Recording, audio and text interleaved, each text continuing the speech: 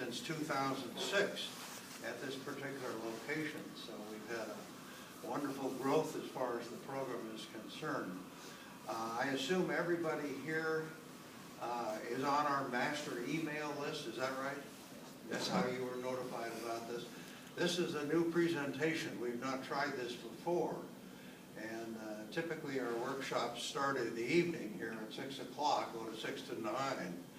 And then we do have an IRS presentation that's once a month. There's actually one next Monday, and that starts at noon. But you would be notified of that. So I just don't want to take a lot of time away from the presentation. If you have any questions about SCORE, again, our main service is counseling. We do a free counseling service for business owners. And if you have any questions about that, I'd be happy. There'll be a break. So again, welcome. And let me introduce Sherman Kranster and Eric Klaus. They're affiliated with some fledgling company called Microsoft. I'm not sure they're going to make it, but gentlemen, take over. All right. Thank you, Eric. Oh, this is a little loud. Thank you very much. Sherman Kranster here, and Eric. We're actually a team today. We are part of the Microsoft Community Connections Initiative, which basically gives free educational seminars to business associations, and we've had a nice 6-month courtship with SCORE to put together some great seminars, and we're going to be putting on about 24 of them over the next year. So you're going to have some during the afternoons and some at night, just like was mentioned beforehand. They're not going to be in succession, but they're going to be a lot of different ones, such as SEO, marketing, different technology-based type of topics. What is the cloud? How to maximize technology and whatnot. So today, what we're going to be going over is the right office technology for the small business. And then right after that, after we talk about all of the specific technology that's great for small business, right? And we can figure that out. Then we're going to talk about software as a service. Okay, because after you get everything set up, then you got to sell something, right? You got to sell something to survive. You got to grow, to survive, right? But a lot of small businesses don't take into account what you need to do to make sure you keep it growing, right?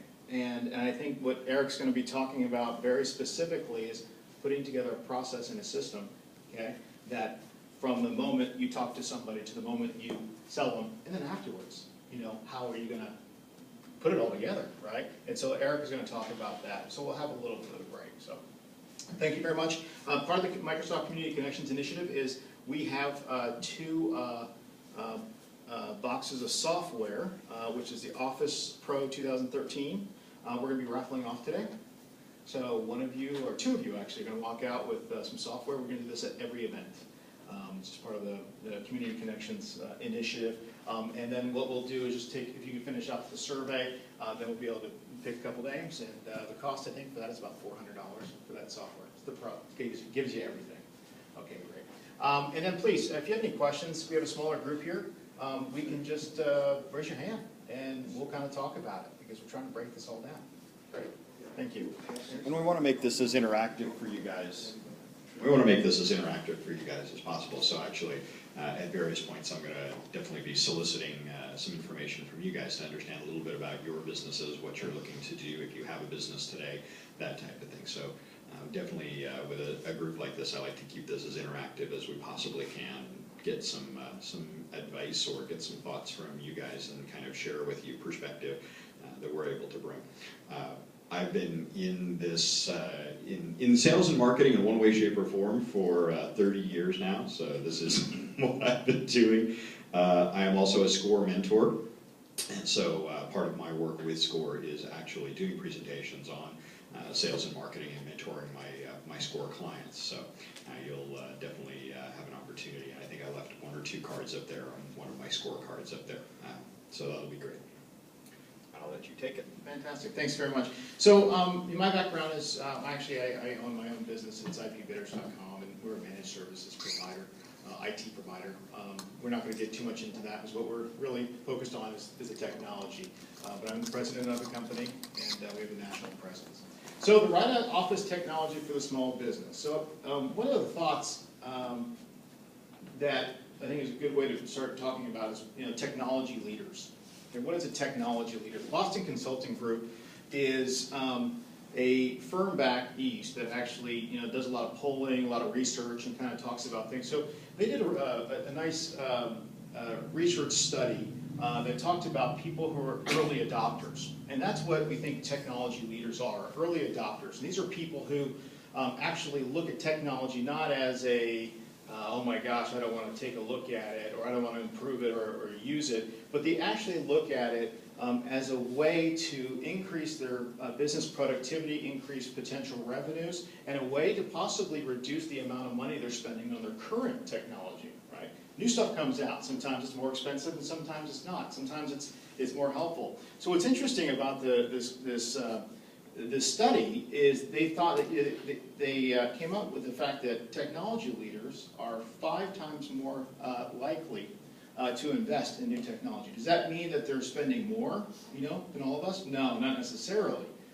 They're actually looking at it and saying, okay, this could be applicable to my business, right?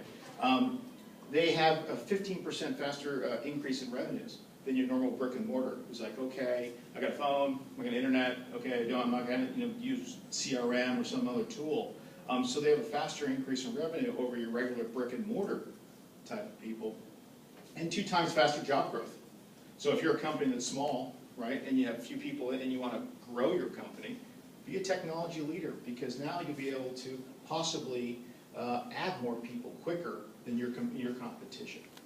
So that's it's a very interesting study. So the first thing that we're going to talk about is, what is the cloud? Okay, we've heard so much about that. You've probably seen the cloud, come up 1,000 times, probably 100 times in the past week or two, right? And there's so many companies that say, "Oh, we sell cloud. This is the cloud."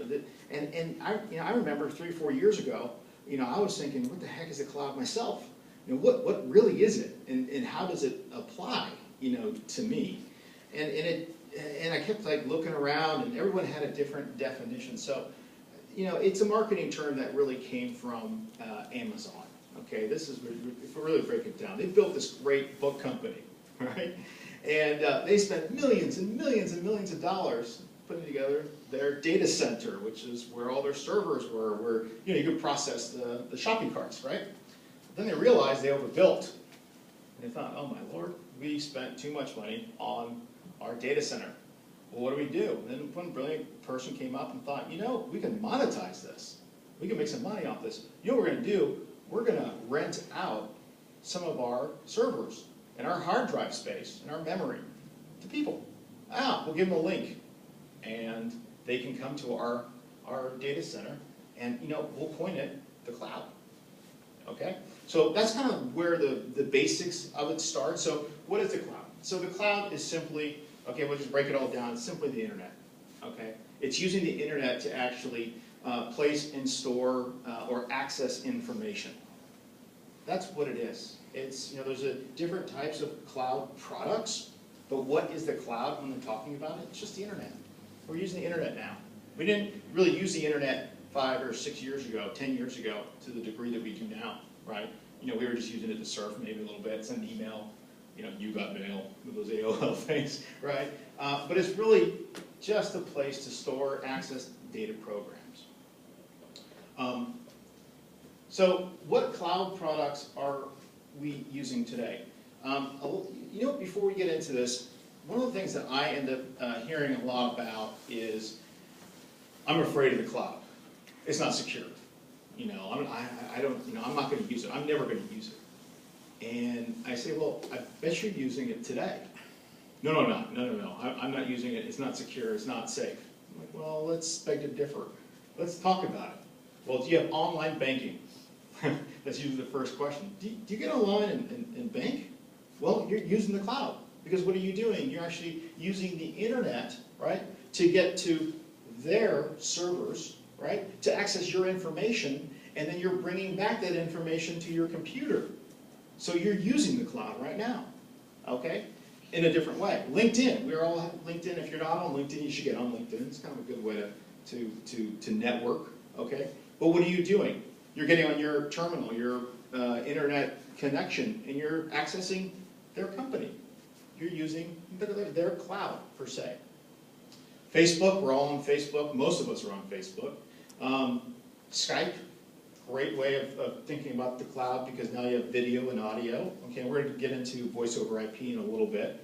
And then you have Microsoft Office 365.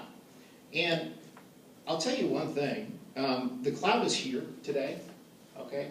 It's not going away, it's happened. And if you think that you can stay, the way we were doing business, you're going to be left behind. It is here. So you got to figure out, okay, how do I adopt it, how do I use it, and how does it help me? Okay, how does it help me become more productive? Or how does it help me reduce costs? And we're going to get into that in the next slide of what I'm currently doing today. Okay, so we're using it already. QuickBooks Online, for the businesses in here that are using some sort of accounting software, QuickBooks is probably calling on you or sending you emails saying, hey, use our cloud product. Here, we'll charge you X amount of dollars per month, right? And use our cloud product. That's going to be great. So we're all using it. It's happening every day. And we've seen a dramatic shift in the way we do business today. If you just think of how much bandwidth you used to use on a daily basis with your basic connection at your office 3, 4, 5 years ago, and how much you need today, it's amazing. That's the biggest change. Is okay, DSL was great before because I didn't get on the internet very much. But now, oh gosh, I've got to access my QuickBooks, right? Because they said it was better to do this way. Oh no, I need to have a whole lot more bandwidth to be able to do it. Otherwise, while I'm accessing it, everything else is stopped. Back to the modem days where you click on a site and you go make some soup and you come back and it would be up. So things have changed significantly. But the thing is, cloud is here. And as a technology leader, you should be looking at products that will save you some money and products that will help your productivity as well as mobility. Okay, being able to access different types of programs anywhere in the world, okay, as opposed to the way it used to be, where it only be from our office. So that's basically the cloud. Does anyone have a question about the definition as I interpret it or as I'm mentioning it? Okay, good. We'll go to the next one. So, what are the key reasons we're afraid to adopt change in technology? So, we found with a lot of our clients is that they simply don't know what to buy, right?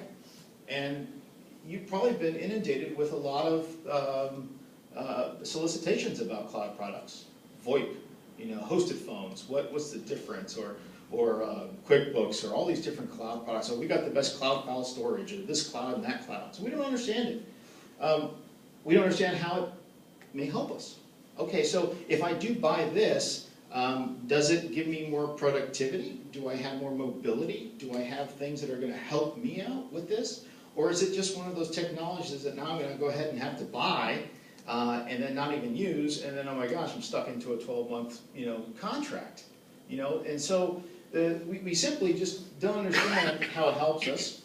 New technology is hard to define, just like the cloud, because there's so many different people saying so many different, definitions for it, because it applies to their business, right? Software, the cloud, and we don't understand the key concepts, of what technologies can help our business. And it's really important to really break it down. So today, we are going to look at 5 business technology products. We're going to start at the very beginning for you, okay? We're going to help you out understand cloud servers and on-site servers, voice over IP, because you've heard that a lot. Everyone's heard of voice over IP. Basic phone service breakdown and how does it actually apply to the different companies and small business, medium-sized business, or large business, okay? So you don't overbuy or overspend. We're going to talk about internet options. I'm going to break it down for you. Been in that business for many years, and all the terminology, so that when you are thinking about making a change or want to increase, you know what to ask for, or what's applicable